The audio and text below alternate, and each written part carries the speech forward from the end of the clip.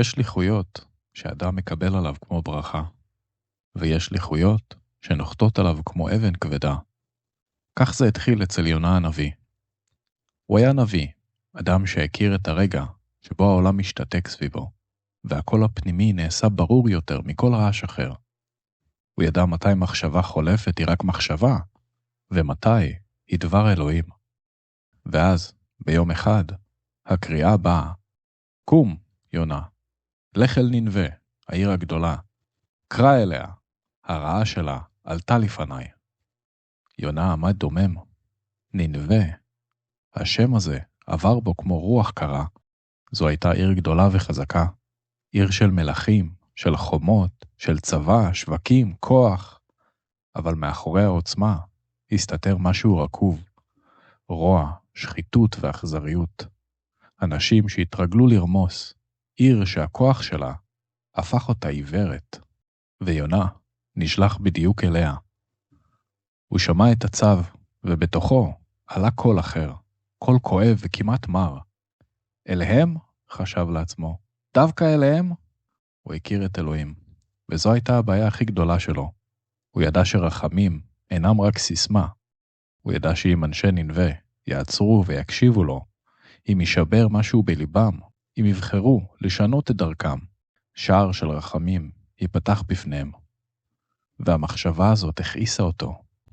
ומה עם כל מי שנפגע מהם, עלה בו קול פנימי. מה עם הדמעות שכבר נשפכו? מה עם האנשים שנרמסו תחת העיר הזאת? אז הם יצעקו רגע אחד, יתכסו באפר, ואז הכל יסלח להם פתאום? יונה נשם בכבדות ובזעם. האמונה שלו לא נעלמה, אבל היא נסתקה במקום עמוק בלב. הוא האמין באלוהים, ובדיוק בגלל זה כאב לו. כי אם הרחמים גדולים כל כך, אם גם נינווה יכולה להינצל, אז מה בדיוק מקומו של הצדק בעולם שלנו? מה תפקידו של נביא אם ככה? האם עליו להיות פה שמזהיר את הרשעים, כדי להציל אותם מדין שמגיע להם בצדק? הוא עמד מול השליחות, והשליחות עמדה מולו. יונה זעם בליבו, ואז קם ללכת. אבל רגליו פנו אל הדרך ההפוכה. הוא ירד ליפו, הישר אל הנמל. שם הכל היה בתנועה. סבלים סחבו ארגזים, מלאכים משכו חבלים, ריח של עץ רטוב עמד באוויר. אנשים באו והלכו, כל אחד נסע על גבו מטען. יונה מצא אונייה אחת שעוד לא הפליגה. לאן אתם מפליגים? שאל בקול שקט. אחד המלאכים הביט בו וענה, לתרשיש הרחוקה. זה נשמע לו כמו קצה העולם, כמו מקום שבו כל השליחות אולי סוף סוף ייחלש.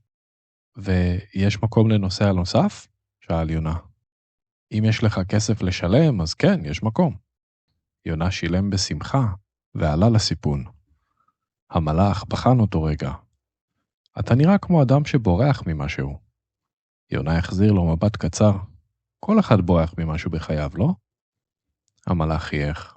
רק שתדע, בים, דברים כאלה לפעמים משיגים אותך. יונה לא ענה ושקע במחשבות.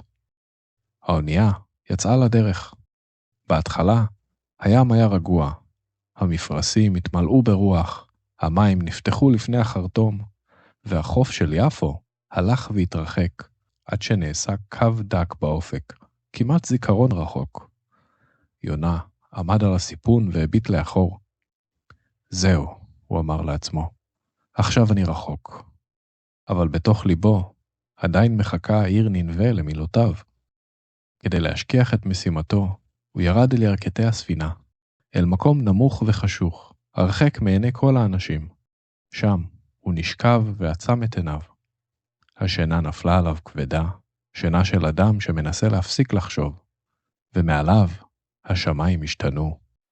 רוח קלה הפכה למשב קשה, המשב הפך לסערה, היה מתרומם כאילו התעורר מזעם עתיק.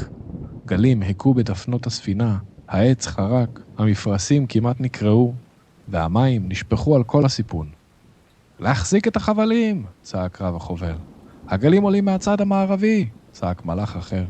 היא לא תחזיק ככה עוד הרבה, תסובב את האונייה! צרח אחר. המלאכים רצו מצד לצד, אלה היו אנשים שהכירו את הים. הם עבדו לילות קשים, עם רוחות חדות ומים שחורים. אבל הסערה הזאת הייתה משהו אחר. כאילו הים לא משתולל סתם, אלא כאילו הוא מחפש מישהו. להשליך מטען! צעק רב החובל. הארגזים היקרים הושלחו אל המים, סחורות שנקנו בכסף רב, נבלעו אל תוך הגלים. אחד המלאכים אחז בארגז קטן, מאסס. חברו צעק, תעזוב את זה! אבל זה כל הרווח שלי מהמסע. אם הספינה נשברת, לא יהיה לך מה לעשות עם הרווח הזה. אנחנו חייבים להעיף את הכל. הוא שחרר. הארגז נעלם במים. אבל הסערה התחזקה. כל מלאך התחיל לקרוא לאלוהיו. שמות שונים עלו אל השמיים מתוך הפחד. אחר אחז בקמע שהיה תלוי על צווארו. צעיר אחד, פניו חברות, לחש. אמא שלי אמרה לי לא לצאת למסע הזה. היא הרגישה את זה. ואז רב החובל ספר את האנשים בעיניו. אחד חסר. הנוסע! צעק. איפה הנוסע? אחד המלאכים הצביע למטה. ראיתי אותו יורד לבטן האונייה. רב החובל ירד במהירות אל ירכתי הספינה. המים חדרו גם לשם. הוא מצא את יונה. ישן. הוא נדהם. אתה לא שומע מה קורה מעליך? הוא צעק. יונה פקח את עיניו באיטיות. קום, קום! אמר רב החובל. הספינה עומדת להישבר ואתה ישן. קרא אל אלוהיך. אולי מישהו שם למעלה ישמע. יונה התיישב. רעש הסערה מילא את האוויר, אבל מאחורי הרעש הוא שמע שוב את אותו קול ישן. קום, לך אל ננבה. הוא עלה אל הסיפון. המלאכים הביטו בו במבטים קשים ומפוחדים. רב החובל התקרב אליו. תגיד לנו את האמת. מי אתה? מלאך אחר שאל, מאיפה באת? השלישי הוסיף, מה עשית? בגללך זה קורה? תגיד לנו שאפשר לתקן את זה, בבקשה. יונה הביט בהם. אנשים זרים. אנשים שלא ידעו על ננבה, שלא ביקשו להיכנס לסיפור שלו. ועכשיו, הפחד בעיניהם היה המחיר של הבריחה שלו. הוא אמר בקול נמוך, אני עברי, ואת אלוהי השמיים אני אראה.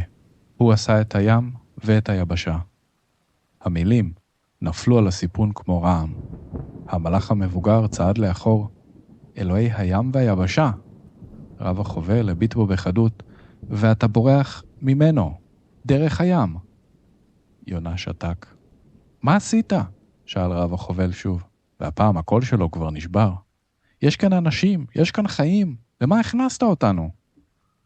יונה הוריד את מבטו. בתוכו עלתה תשובה מרה, כי ניסיתי לקחת את הדין לידיים שלי, כי חשבתי שאם אשתוק, עיר שלמה לא תקבל פתח לשוב, כי לא רציתי להיות שליח של רחמים. אבל את זה הוא לא אמר, הוא רק אמר, בגללי באה הסערה הזאת. הצעיר לחש, אז מה עושים? היה מתרומם שוב, גל גדול שטף את הסיפון, כולם נאחזו בכל מה שיכלו. יונה הרים את קולו, הרימו אותי והשליחו אותי אל הים, ואז הים ירגע מעליכם. המלאכים הביטו בו כאילו לא הבינו. אתה מבקש מאיתנו דבר נורא, אמר רב החובל. זאת הדרך היחידה, ענה לו יונה. אין דרך יחידה, כל עוד הידיים שלנו זזות, אמר המלאך המבוגר. הרוח לא תעזור לנו פה, אז קדימה אל המשוטים. הם ניסו לחתור אל היבשה, בכוח, בזעם, בתקווה אחרונה. הכתפיים שלהם נמתחו, הידיים נסרטו, נשמותיהם נקטעו. חזק יותר, צעק רב החובל. אנחנו לא מתקדמים, צעק מישהו. עוד פעם, לחתור, לחתור. אבל הגלים החזירו אותם לאחור. לבסוף, רב החובל הרים את פניו לשמיים. קולו היה צרוד מהרוח. אלוהי האיש הזה, אל תיתן לנו לשאת אשמה על דמו. אנחנו עושים את מה שהים הזה כופה עלינו. המלאכים הרימו את יונה. לרגע קצר, עיניו של יונה פגשו את עיני רב החובל. רב החובל לחש, הלוואי שהייתי בוחר אחרת. יונה השיב, גם אני. ואז השליחו אותו אל הים. וברגע שנגע במים, הסערה נעצרה. השינוי היה חד כל כך, עד שהשקט כמעט הכאיב. הגלים נרגעו, הרוח שקטה, והספינה התיישרה על המים. המלאכים עמדו קפואים, איש לא דיבר. הצעיר קרא על ברכיו, רב החובל הביט על הים שהחזיק עכשיו סוד גדול. ראינו דבר שאין לו שם, לחש אחד מהם. ויונה שקע אל המעמקים. בעוד שהמים סגרו עליו והאור התרחק, משימתו עוד בערה בעתידו. אבל זה כבר סיפור ליום אחר.